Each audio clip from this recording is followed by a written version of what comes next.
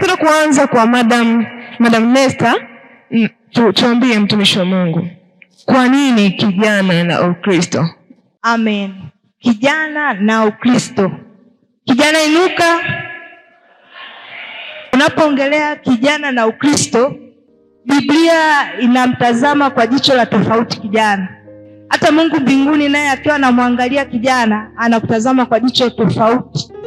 Ni tofauti kabisa anapomwangalia mtoto mdogo au anapomwangalia mzee.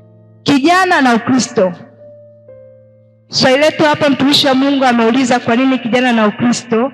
Nitaongelea tu Ukristo ni nini, alafu tena nitaongelea vitu vitatu ambavyo Mungu anategemea kwa kijana, then nitakuwa nimemaliza. Unapoongelea Ukristo, Ukristo ni ushirika au uhusiano kati yako mtu na Kristo. Tunapoongelea Ukristo ni ushirikiano ulionao wewe binafsi na Mungu.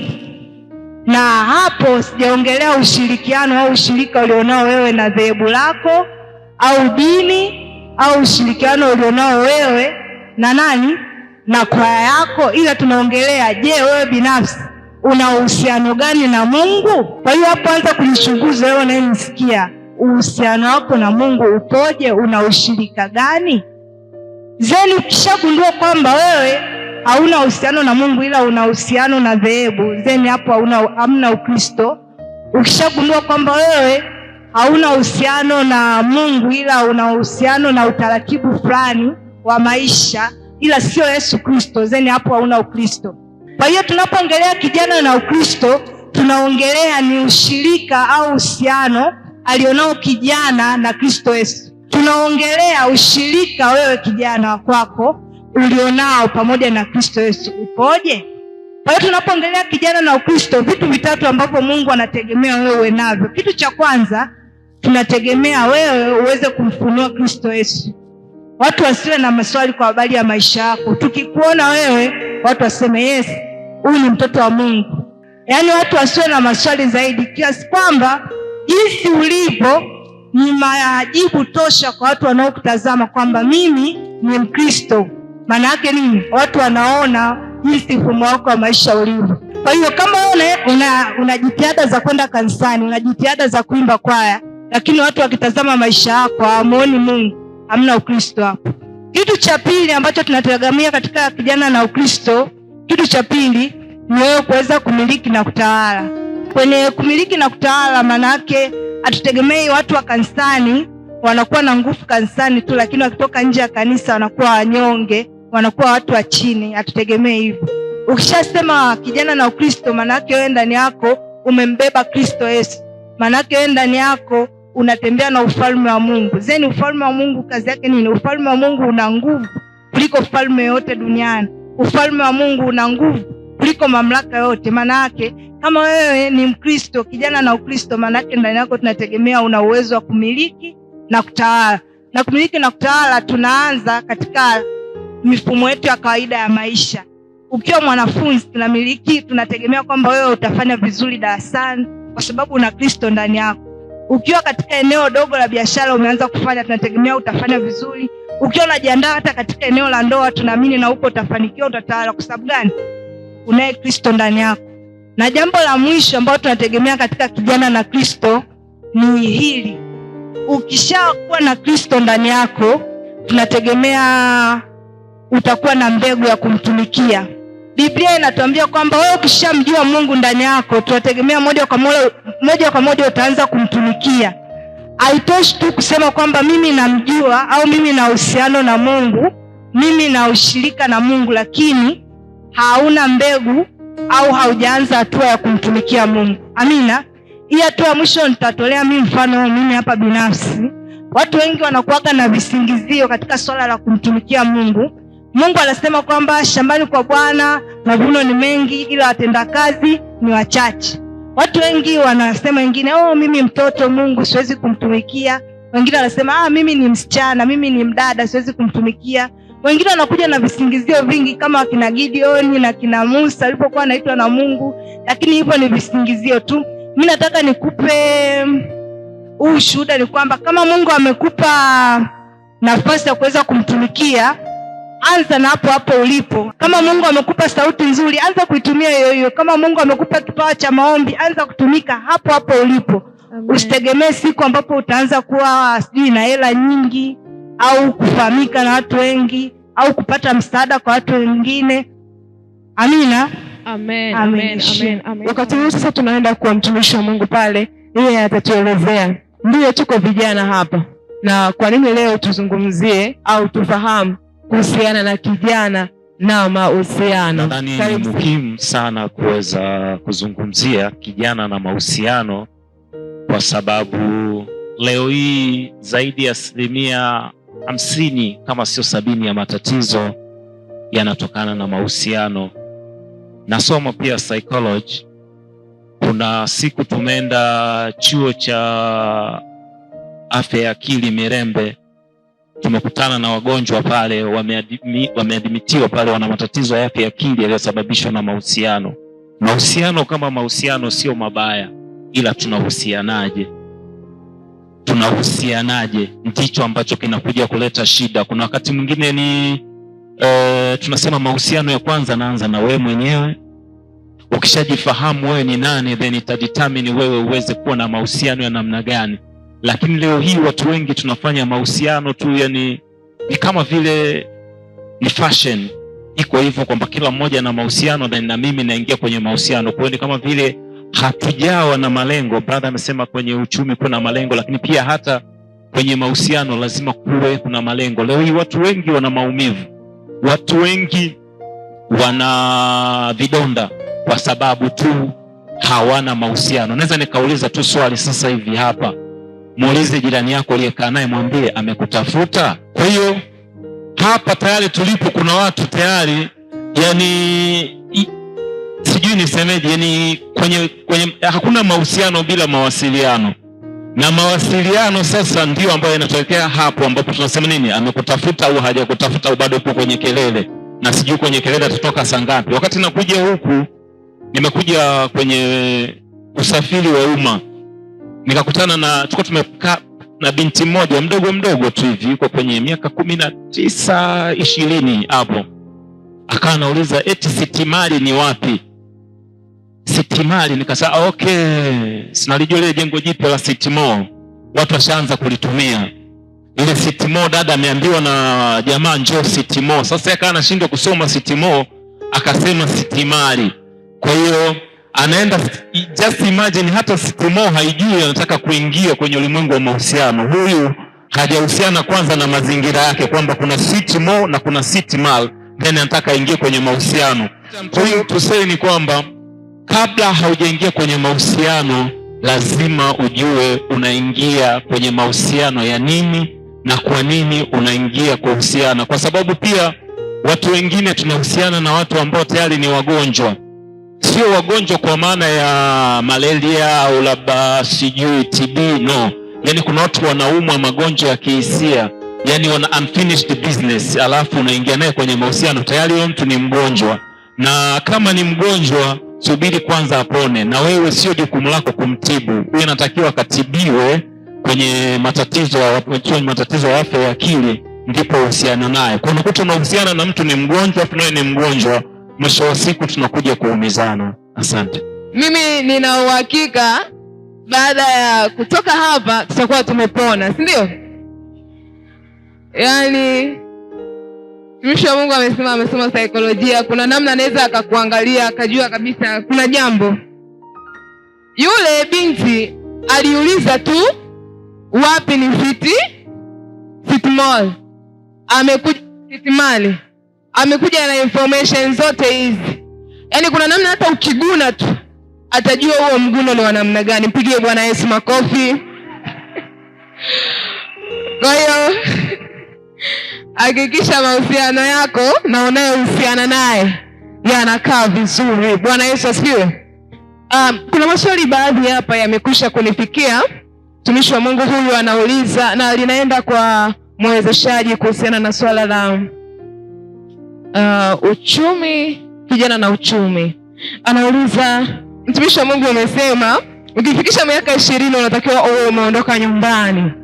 Vipi kama bado sina financial stability? Asante sana kwa kwa swali zuri, na nilizungumzia hili makusudi sana, kwa sababu ukikaa nyumbani, baba anakupa chakula, anakupa chai asubuhi, anakupa lunch, anakupa dinner, ile hali ya uchungu wa kupambana haitakuwepo.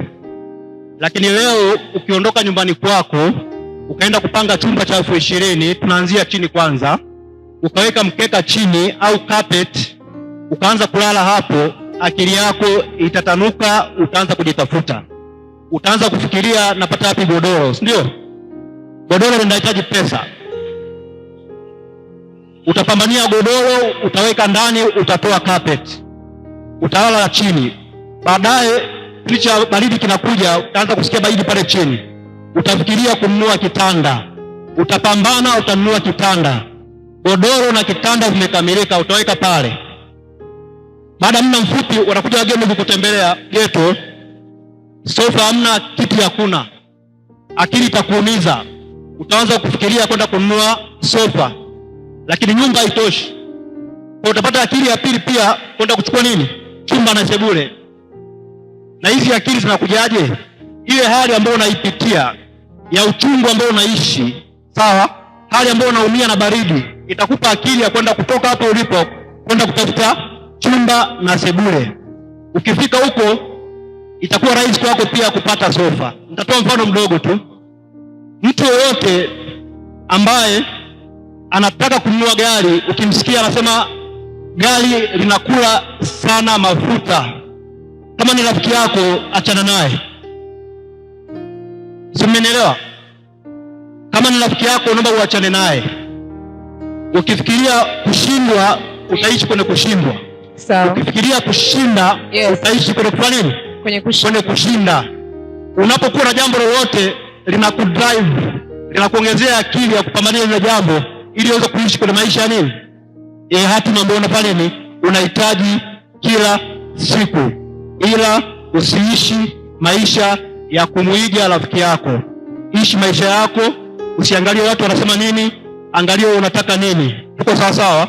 Usishindane na jioni, shindana na wewe mwenyewe wa jana, utatoboa. Karibu sana. Swali lingine hapa linaenda kwa mtumishi wa Mungu anayezungumzia mada ya kijana na mahusiano. Anauliza, na je, ni sahihi kuanzisha mahusiano nikiwa na uchumi wangu haujatengamaa? Ninachoweza kusema kwamba tunaposema kwanza mahusiano, tumesema kwanza mahusiano yanaanza na wewe. Mara nyingi sana watu tunataka kuanzisha mahusiano kabla hatujajifahamu sisi. Nasema kabla haujaanzisha relationship lazima ujifanyie assessment. Are you relatable? Okay.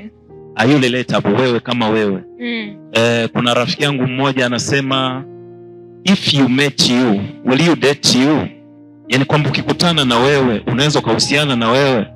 Kuna bwana mmoja alikuwa anaongea kama ucheshi, akasema bana, nimejiangalia kwenye kioo afu nikaangalia ile sura nikasema, nikajiomba namba mimi mwenyewe nikajinyima.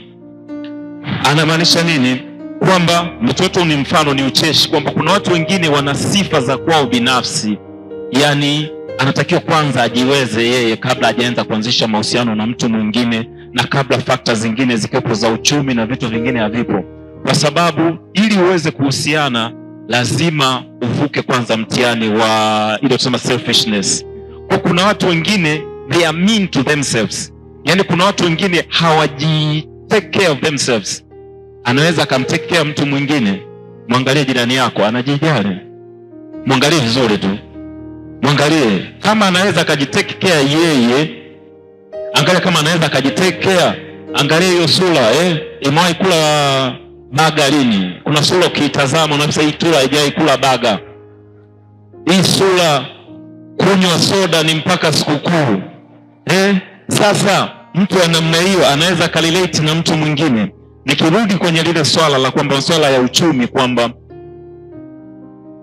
mahusiano ya kwanza anaanza na kujipenda wewe.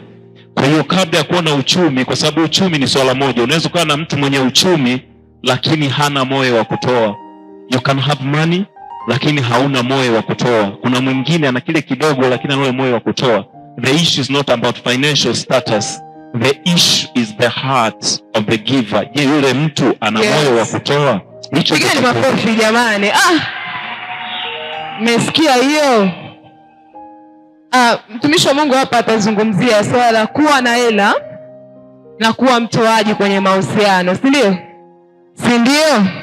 Ya kuwa na hela au kuwa stable kiuchumi ni swala moja, na wewe kuingia kwenye mahusiano na kuwa na uwezo wa kushare hela zako na mtu unayehusiana naye ni swala lingine. Hujai kusikia watu wanalalamika, wanasema bwana, mtu wangu mimi ni mchoyo, huwa nitoi hela kusuka tu, kimwambia 30 kuna namna anashtuka. Yaani kesho leo tukamlaza hospitalini. Shida nini? Ameomba 30,000 ya kusuka. Mpigie Bwana Yesu makofi. Asante sana mwezeshaji hapo. Swali lingine mtumishi wa Mungu anauliza hapa. Mtumishi, nafanya kazi kwa mtu na mshahara wangu kwa siku ni shilingi 3,000. Nifanyaje ili niweze kukua kiuchumi? Karibu sana. Asante sana kwa swali zuri. Unafanya kazi kwa mtu na unalipwa kipato shilingi 3,000. Sasa sijajua umbali ambao anaishi, kwa sababu unaweza kuwa unafanya kazi Sai, unaishi Uyole. Maana ukienda Sai na Uyole, hiyo ndio umeshalipia kwa nauli imeisha, si ndio? Na mchana takuwa ule. Mimi binafsi siwezi kukuvunja moyo, ila hiyo kazi kama ni mbali inabidi uiache, utafute suluhisho lingine. Uko sawa sawa? Lakini kama ni jirani, manake unaweza kutembea kwa mguu toka unafanya kazi mpaka nyumbani kwako, manake kwa mwezi unaweza kusanya shilingi 90,000. Ukijinyima ukala shilingi 2,000 kwa siku, asubuhi au mchana na jioni, au asubuhi na jioni, manake unabakiza shilingi ngapi? Unabakiza kwa mwezi shilingi ngapi? 30,000. Ukichukua 30 mara 12 ni shilingi ngapi jamani? Laki na? Okay, ukichukua hiyo pesa ukaikusanya, inatosha kuanza biashara. Kwa sababu ili uweze kufanikiwa, usiangalie kuanzia juu, angalia kuanzia chini. Matajiri wote duniani walianzia chini. Kama una uwezo wa kuanza kutengeneza bagia, anza. Kama una uwezo wa kwenda pale Mwanjewa kununua sendo 2,500 ukaenda kukopesha 5,500, anza hiyo biashara. Baada ya miezi 6 utakuwa mtu tofauti sana kupita kiasi. Yes. Uko sawa sawa? Yeah. Lakini ni lazima ujue kujinyima. Kama unasoma Biblia, kwenda kwenye Filipi 4:19, anasema na Mungu wangu atawajazeni kila mnachokihitaji kwa kadri ya utajiri wake. Pambana huko na muomba Mungu, Mungu bariki biashara yangu, Mungu nipe wateja sahihi. Baada ya mwaka utakuwa mtu tofauti sana. Karibu sana. Wow, makofi na vigelegele. Swali lingine hapa linaenda kwa madam. Tunauliza, kijana na utambulisho wake katika Kristo. Vipi swala la mavazi kwa kijana Mkristo linamtambulisha yeye? Yaani kuna effect ya swala la yeye anavyowapia kwa watumishi wa Mungu au kwa vijana wenzake kumtambulisha ya kwamba yeye ni Kristo na ni kijana Mkristo aliyeokoka. Kuna uhusiano kati ya mavazi ya kijana kumtambulisha yeye na Ukristo? Karibu sana. Hiyo hapo ni miongoni mwa mada ambazo zinainuka sana siku hizi makanisani. Na hilo swala linainuka kwa sababu watu wanapenda kuhalalisha baadhi ya mavazi yaweze kuingia kanisani. Hilo swali linakuja baada ya baadhi ya mavazi watu wanataka wayahalalishe yaanze kuvaliwa kanisani. Na hayo hapo yanatokea ikiwa ni matokeo ya utamaduni wa nchi za nje tunaowaona huko, na sisi tunataka tuanze kuleta katika Tanzania. Ukweli ni kwamba ukweli utabaki pale pale. Mavazi yako yanamtambulisha Mungu. Jinsi unapovaa ni utambulisho wako. Wewe ni mali ya nani na umembeba nani? Kuna mtu akasema kama madaktari wakivaa tu lile koti jeupe unasema huyu ni daktari.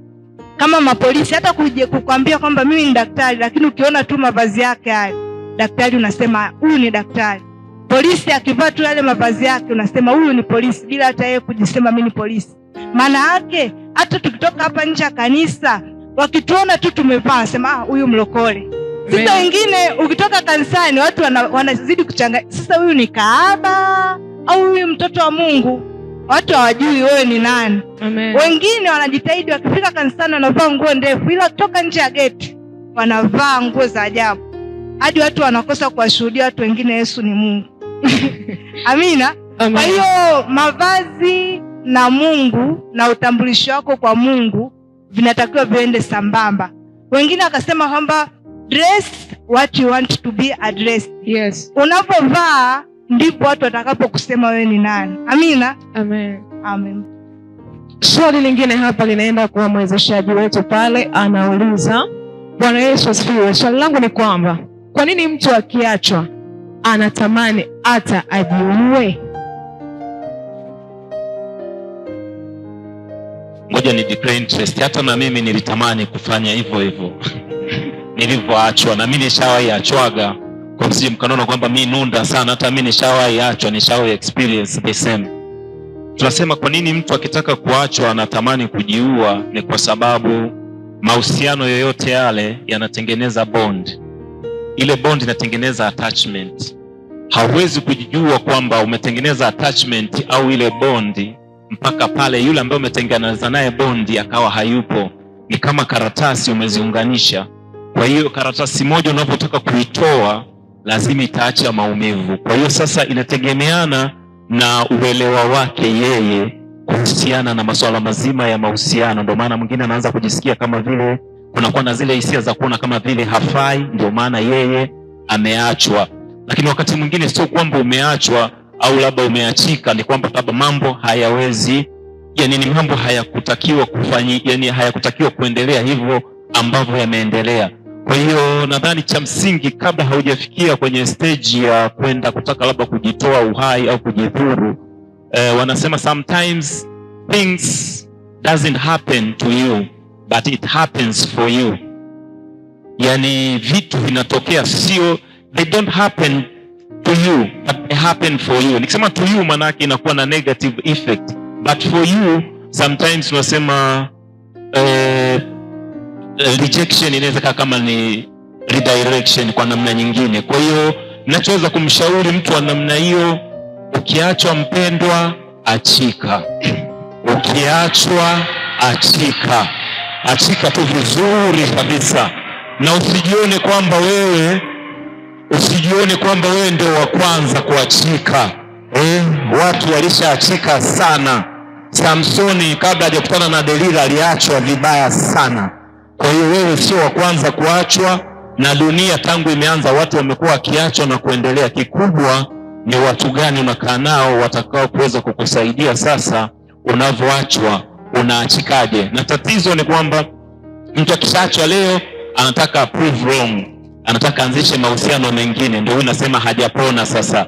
Hajafanya assessment kwa nini ameachwa, kwa nini ameachika, anaenda kuanzisha mahusiano mengine. Kiukweli ni kwamba popote pale ambapo kunakuwa na break up, hata kama mwenzako amesababisha, yani hata kama imetokea kwamba unaonekana ni mhanga, kuna sababu unazo.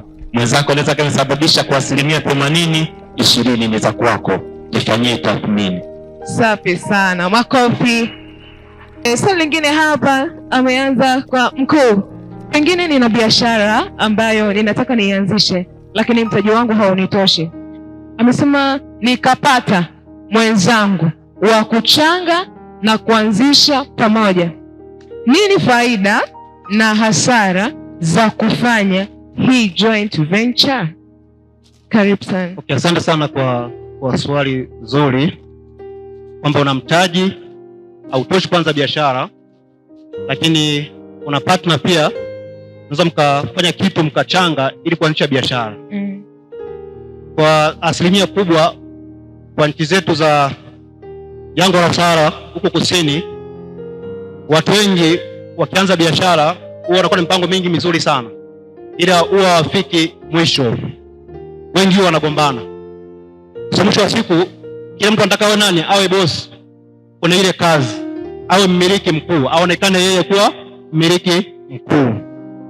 Labda njia rahisi ambayo itakusaidia, muende kwa mwanasheria, muandike mkataba ambao unatambulika, muanze biashara. Lakini pia mjipe deadline kwamba ikifika labda baada ya miaka 2 faida tunagawana. Msigawane faida mapema. Tuko sawa sawa? Kwa hiyo ndio kama mwanasheria muandikishane, ili mwisho wa siku utaanza kuonekana mmiliki na huyu mmiliki. Kwa sababu kama hautaandika mkataba, mtapata mafanikio. Kama mwenzio ni mjanja, anza kaandika mkataba feki, akakugeuka, akamiliki zile mali na kuanza kushinda mahakamani kila siku. Kwa hiyo njia rahisi ni kuandika mkataba, sio mbaya, kwenye biashara wawili, ili uweze kufika kwa nini? Kwenye hatima yako. Asante sana. Swali lingine hapa linauliza, je, ni umri gani sahihi kwa kijana kuingia katika mahusiano? Asante sana. Ni swali ambalo kila tukikutana labda na wanafunzi kila eneo wanaliuliza. Lakini kabla sijaenda kulijibu hilo swali, nataka niongezee kwenye lile swala la kwanza, kwa nini watu wanaumia. Changamoto kubwa pia, vijana wengi wa Kikristo, mahusiano yetu mengi tunayaficha. Unayaficha sana mahusiano, mwisho wa siku unakuta wewe mwenyewe huyaoni, alafu yanakuumiza. Kwa hiyo ili uweze kuwa salama, ukiona kwamba mahusiano yako, kwa sababu kama kitu kina nia njema, hautaki kukificha. Kwa sababu sasa mahusiano yetu mengi yamekuwa na picha, ndio maana tunayaficha, na baadaye unatamani kujitoa uhai au kujimaliza. Kwa sababu gani? Ni kwa sababu unaamini uko peke yako na haukushare, lakini ungekuwa umeyaweka wazi usingefikia huko. Swala la umri, nadhani umri sahihi kama nilivyosema ni kwamba ni pale ambapo wewe unaona uko tayari. Hakuna umri sahihi kwamba ukifikisha, manake sisi tunasema mtu mzima miaka 18. Miaka 18 and above mtu anaweza akawa liable kwa nini? Kwa action zake na matendo yake. Lakini sisi wana saikolojia tunasema mwanamke akifikisha kuanzia miaka 25, sasa ubongo wa mbele unakuwa umekomaa. Hii prefrontal cortex inakuwa imekomaa, ambayo prefrontal cortex kazi yake kubwa inafanya maamuzi yale ambayo anakuwa anajua maamuzi haya na madhara yake na matokeo yake, inahusika na prefrontal cortex. Haimaanishi chini hapo mwanamke ana akili za kufollow assignment, za kwenda kabwe na kurudi na vitu vingine anaweza kufanya, lakini maamuzi critical yanakuwa controlled na prefrontal cortex. Nadhani daktari pale anaweza kaa ni shahidi kwamba hii hapa inakomaa kwa mwanamke kisha miaka 25 na kuendelea. Japo hiyo sio general rule kwamba lazima uwe na miaka 25 na kuendelea. Cha kwanza nadhani ni ukomavu, kwamba lazima ujifanyie assessment wewe. Je, uko tayari kuanzisha mahusiano? Are you relatable? Je, unaweza kwa control hisia zako? Je, unaweza control hisia zako, kwa maana ya kwamba kuna wakati wengine watu wana childhood trauma. Kuna watu walifanyiwa abuse wakiwa watoto, kuna watu wana trauma nyingi ambazo hawajaziprocess. Kwa kama hajaziprocess, na uhakika kwamba akiingia kwenye mahusiano itakuwa ni changamoto. Na ndio maana unakuta wakati wengine wanakaa kwenye mahusiano ambayo tunasema ni toxic relationship, kwa sababu tu hajui yeye ni nani, anaendelea na ng'ang'ania. Kwa hiyo cha kwanza lazima ujitambue kwamba mimi ni nani na nahitaji mtu wa namna gani. Wewe kama mwanamke unasema ni msaidizi, maana yake lazima ujue unamsaidia nani. Anayemsaidia konda ni tofauti na anayemsaidia mtu wa benki, na ni tofauti na anayemsaidia mwanasheria. Kwa hiyo lazima ujue mimi ni msaidizi wa namna gani, maana yake sio kila msaidizi atamsaidia kila mtu. Kwa hiyo lazima ujue wewe ni msaidizi wa namna gani, ili utakavyoona kwamba sasa mimi naweza nikamsaidia mtu wa namna fulani, then naweza nikakaa. Kwa hiyo umri sahihi siwezi kusema moja kwa moja. What I can say ni kwamba ni wewe ule utayari wako kule ndani, kwa sababu unapoingia kwenye mahusiano kuna responsibility, kuna kuwajibika. Hakuna swali ambalo wanaume hatupendi kuulizwa kama uko wapi, unafanya nini, au ukiambiwa we need to talk, Yaani kidogo ile swali linakuwa linatuvuruga. We need to talk. Unajua hapa tayari kuna sehemu umeharibu. Kwa hiyo ili kufika huko lazima uweze kuwa na ukomavu. Ukomavu si tu wa mwili, ukomavu wa kihisia, lakini dada amesema ukomavu wa kiroho. Lazima ujitambue kama Mkristo, kwa sababu mahusiano ya Kikristo pia lazima yawe yana reflect Ukristo wetu. Wakristo wengi tunahusiana kama wa mataifa. Ukisoma kwenye Warumi 12 anasema tubadilishwe namna ya ufikiri wetu. Tusifikiri kama mataifa wanavyofikiri, lakini tusihusiane kama mataifa wanavyohusiana. Mahusiano yetu yaweze kumtambulisha Kristo. Na siku zote tunasema mtu yeyote unayehusiana naye, whether mtaoana naye au hamtaoana naye, unavyomwacha lazima uhakikishe unamwacha akiwa bora zaidi ya ulivyomkuta. Asante sana. Makofi na vigelegele. So Mungu endelea kula nondo. Swali lingine linauliza, vipi kama nina miaka 20 lakini wazazi wangu wanataka nibaki home? Alafu pia huyu hapa anauliza kwamba ni miaka hiyo 20 na ameuliza, je, ni sahihi kwa kijana wa kike kutoka nyumbani akiwa na miaka 20 kabla hajaolewa na kwenda kutafuta? Kwenye bracket akaeka kupanga. Okay, nitakuja moja kwa moja kwenye issue ya kwanza ya umri, kwamba ni sahihi. Swala la kwanza, miaka 21 kutoka nyumbani kwenda kujitegemea. Ili swali ni rahisi lakini pia ni gumu, kwa sababu kama una miaka 21 na hauna vision, hauna maono kwenye maisha yako, hata ikifika miaka 25 utajikuta huko nyumbani kwa mama yako na mzazi wako hapo hapo. Uko sawa sawa? Kwa hiyo umri wa kuanza kujitegemea, kuanza kupambana, sio lazima labda uwe na miaka 20 au 22. Kichwani kwako unawaza nini? Uko sawa sawa? Mungu alimuuliza Yeremia, unaona nini? Akasema, naona ufito wa mlozi. Akasema, ulivyoona ndivyo itakavyokuwa. Wewe kwenye maisha yako unaona nini? Kwa vision yako na maono yako ndio yataanza kukudrive, kwanza kuona njia sahihi ya kuanza kupambana. Uko sawa sawa? Lakini pia nitatoa asilimia chache kwa wanawake na asilimia nyingi kwa wanaume. Wanawake wana riski kidogo ya kwenda kujitegemea, lakini mwanaume naomba ujitahidi uondoke nyumbani ukapambane, ukaanze kujitafuta. Asante sana. Na swali lingine linaenda kwa madam hapo. Anasema kama mavazi yanatutambulisha kuwa mimi ni Mkristo, je, mavazi ya utamaduni za nchi za nje ni dhambi? Na kama sio dhambi, kuna mahusiano gani kati ya utamaduni na Ukristo? Amen. Hilo swali alilouliza mtumishi, ndarudia kama ile pointi ya kwanza tuliyosema, mavazi yako yana asilimia zaidi ya 100 niseme kumtambulisha Kristo uliyembeba. Amina. Mavazi ya utamaduni wa nchi za nje ukiyavaa katika tamaduni za Kitanzania utayavaa, lakini huku wa Tanzania au Afrika hata kuelewa, na hivyo unakuwa moja kwa moja, hata kama wewe unaona ni sahihi lakini umewakosea wanaokuzunguka, moja kwa moja unakuwa unamkosea Mungu. Amina. Kwa hiyo mavazi hayo ya tamaduni za nchi za nje yatakuwa sahihi kama ukivaa katika nchi zao. Amina.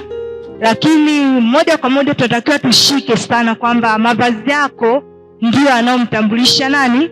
Mungu. Hauwezi ukavaa mavazi ambayo ni ya kikaaba tena ukawa kanisani, moja kwa moja unakopo watu wengine wanabaki kuwa na maswali, na hata wakisema uweze kumshuhudia Mungu wako, wewe mwenyewe unaweza ukakosa ujasiri kulingana na jamii ya watu inayotuzunguka. Hapo swali linarudi, jamii inayotuzunguka wanategemea nini wakisikia mtu wa Mungu? Amina. Amen. Kwa hiyo hicho hapo ndo kinachogongana sana na hilo hapo swali. Asante sana madam, pigeni makofi. Swali lingine hapa linauliza, kuna watu walioumizwa kwa mahusiano hadi hatua ya kuogopa au kuwa na hofu kuingia kwenye mahusiano mengine, mnatusaidiaje? Karibu sana mtumishi wa Bwana. Asante. Kwanza nikupe pole kwa wewe ambaye umeumizwa. Kwenye mahusiano mambo yote yapo, yani kwamba kupenda ni swala moja, lakini uwe tayari pia kupokea kutokupendwa pia, kwa sababu pia watu wengi tunaumia, inategemeana na aina gani ya maumivu. Kuna maumivu mengine ni sisi tunakuwa na unrealistic expectation kwa mtu fulani. Ndio maana tunasema kwamba unaweza ukampenda mtu, ni swala lako, lakini yule mtu kukupenda in return sio juu yako. Kwa hiyo kwenye swala la maumivu tunasema pain is inevitable but suffering is option. Kwa hiyo unaweza ukawa inflicted hiyo pain, lakini ukiendelea kusafa na hayo maumivu, hilo ni tatizo. Kwa hiyo wewe ambaye umeumia, kama nilivyosema la kwanza, wewe haukuwa wa kwanza kuumia, watu wameumia, na kuna njia mbalimbali ambazo zipo.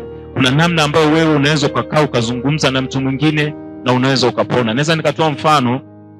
Kuna rafiki yangu alikuwa ameenda amemfuata mwanamke mmoja, kamweleza haja yake. Alipofika kule, na wanawake sijui mnakuaga na majibu mengine magumu.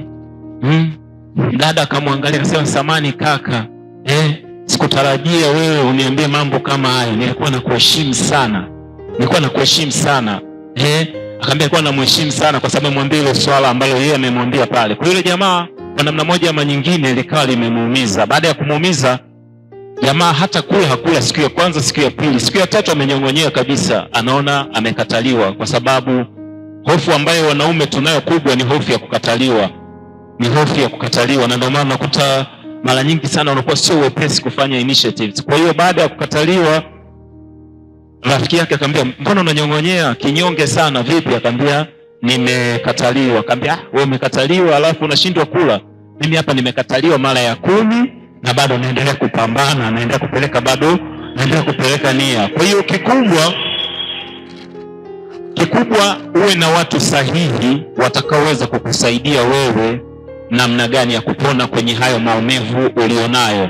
Unaweza ukawa na pure intention, lakini ukakutana na watu wanaitwa manasisti. Nasisti kwenye mahusiano ni haiba ya watu ambao wao wanahitaji kama care zaidi. Yani yeye kukupenda kwako, yani yeye anapokupenda wewe anaona amekufanyia favor. Ndio watu wanakuambia, ni wewe hutakuja kupata mtu kama mimi. Yani anaona kama vile ni yeye yuko special sana. Sasa watu wa namna hiyo wanapenda kumanipulate watu, wanapenda kuabudiwa, wanakaumesaya fulani wanakavaa, yani anataka yeye aabudiwe, yani apewe ile special care. Kwa hiyo lazima uhakikishe mtu unayehusiana naye ni mtu wa namna gani. Lakini baada ya kutoka, ukiona umeshindwa kupona peke yako, wapo wataalamu wa mambo ya kisaikolojia, wapo ofisi za ustawi wa jamii, wanaweza kukusaidia namna gani ya kupona, alafu ndipo uende kwenye mahusiano mengine. Kwa hiyo kuumia ni swala moja, na unaweza ukapona na ukaanzisha mahusiano mengine yakawa bora. Hata yule kuambia hutapata mtu mwingine kama yeye, yuko sahihi. Hautapata mtu mwingine kama yeye, ila utapata mtu bora kuliko yeye. Amen. Safi. Swali lingine hapa kwako wewe mtumishi wa Bwana linauliza, ni kwa nini vijana wengi na yapo mengi, sasa sitajitahidi. Anauliza, ni kwa nini vijana wengi wana mahusiano zaidi ya watu 5, na kusema kwamba wanafanya selection who is the best. Yani wana mahusiano zaidi ya watu 5 kwa kisingizio ya kwamba wanafanya selection kujua who is the best. Sawa, lakini pia swali lingine hapa, ni sahihi kujihusisha na mahusiano huku ukijihusisha na biashara kwa wakati mmoja while you are in the beginning step? Na je, ni sahihi kuishi pamoja na msichana in the same house? Unawaambia nini vijana wanaojificha kwenye kanisa huku wanafanya maovu? Sawa, nianze hilo la kuishi nyumba moja, watu kujifichia kwenye kanisa. Sawa. Nadhani dada ameongea kitu kizuri sana, na ndio maana nikasema sisi kama Wakristo mahusiano yetu lazima yamshuhudie Kristo. Watu wakiona waone kabisa kwamba hawa watu mahusiano yao yanamshuhudia Kristo. Watu wengi wanajifichia kanisani au wanajificha kanisani kwa sababu pia hawajajua utambulisho wao kama Wakristo.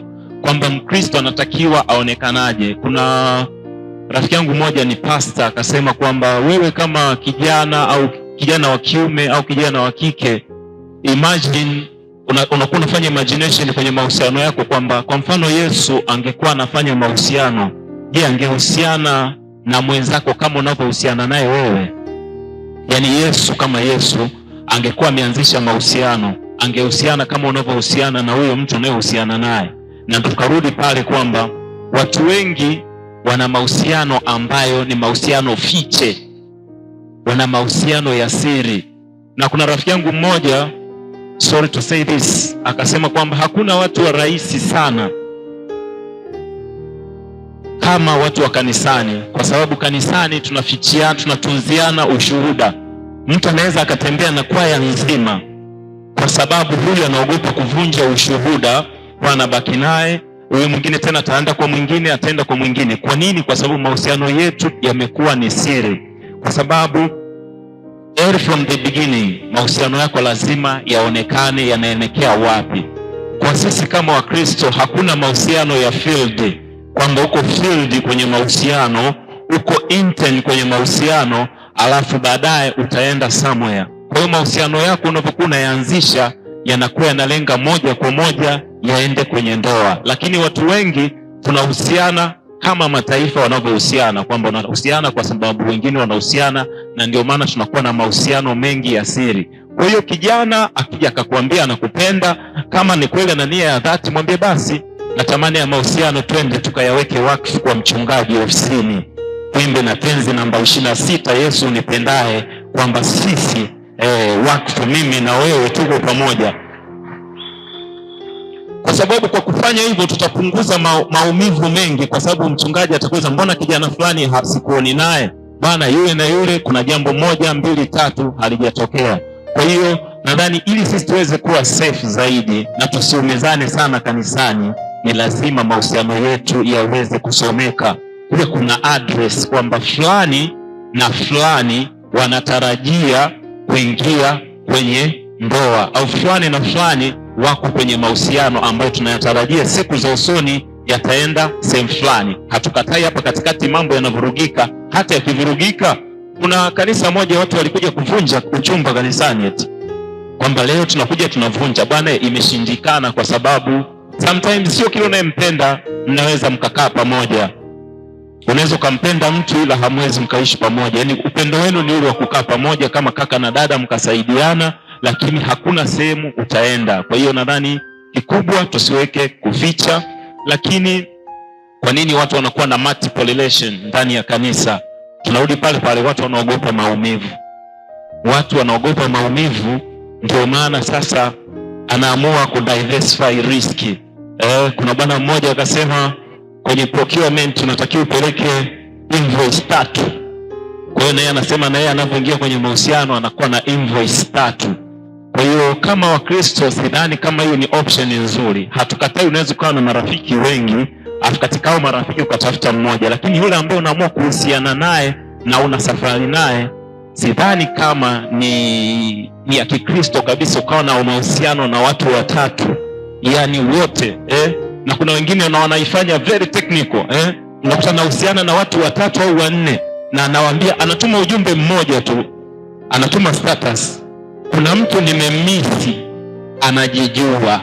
Kwa hiyo John anajijua ni yeye, labda Ima anajijua ni yeye, alafu Erasto naye anajijua ni yeye. Kwa hiyo ameua ndege watatu kwa jiwe moja. Anambia kuna mtu nimemisi, ila anajijua, sitamtaja maana ni mtu special. Kwa kumbe Erasto anaona yeye ni special, John anajiona ni special, na Ima anajiona ni special. Ni kwa sababu tu ya watu wanaogopa kuumia. Kwa unaona kwamba at least akiniacha huyu mtabaki na huyu.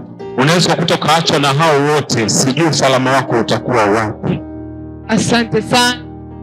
Makofi kwa mtumishi wa Bwana. Watu wa Mungu, maswali ni mengi, ila ninamshukuru Mungu mengi mmejibiwa. Kuna swali moja la mwisho very interesting. Ameuliza mtumishi, anasema mimi ni kwa nini mimi ninatongozwa na wanawake? Kwa dakika moja. Obviously atakuwa ni mwanaume anatongozwa na wanawake. Ni kwa nini? Anauliza kwa nini inamtokea, afanyaje? Karibu sana kwa dakika moja. Asante. Nadhani aliyeuliza hilo swali lazima ni Gen Z. Gen Z ni watu ambao wao kuexpress hisia zao sio shida zao. Yaani sio shida zao kwamba ni cha kufia nini. Umempenda mtu mwambie. Akikubali poa, akikataa fresh, unatafuta maisha mengine. Kwa hiyo asione kwamba labda ni vibaya, kwa sababu mtu anaweza ka express hisia zake. Yapo sasa kwa wale wa nyuma kidogo walikuwa na namna pia ya kwao ya kuexpress, kwa sababu vizazi na vizazi vina namna ambavyo wana express hisia zao. Kwa hiyo anachokipitia sio kwamba yeye wa kwanza kukipitia. Kwa hiyo ni yeye namna gani anaweza ka respond na hiyo hali, kwamba the fact that kwamba wote wanaonekana wanamtongoza yeye haimaanishi kwamba yeye ni special sana kiasi hicho. Lazima sasa naye mwenyewe ajishikilie, ajue kwamba yani mahusiano yake na Mungu yakikaa vizuri atajua nani ni wa kuanzisha naye mahusiano, lakini ni nani naye amjibu vipi, kwa sababu pia kutongozwa ni swala moja, unamjibuje yule mtu kwamba zile lugha anazozitumia zisiwe lugha za kukaraisha wala lugha za kuumiza ambazo mtu mwingine anaweza akaumia. Kwa hiyo niseme tu kwamba swali kama hilo it's okay kwa yeye kuweza kufanyiwa hivyo, ila sasa tamaduni zetu hazijaliona hilo ni swala kama ambalo linaweza likawa acceptable. Kwa hiyo nadhani kufuatana na age ndio maana unamuuliza hivyo. Asante sana. Nashukuru. Kwa hiyo nichukue nafasi hii sasa kuwashukuru wawezeshaji wetu. Mungu awabariki sana. Next time tutapata nafasi ya kujifunza zaidi na zaidi na muda utakuwa ni mkubwa.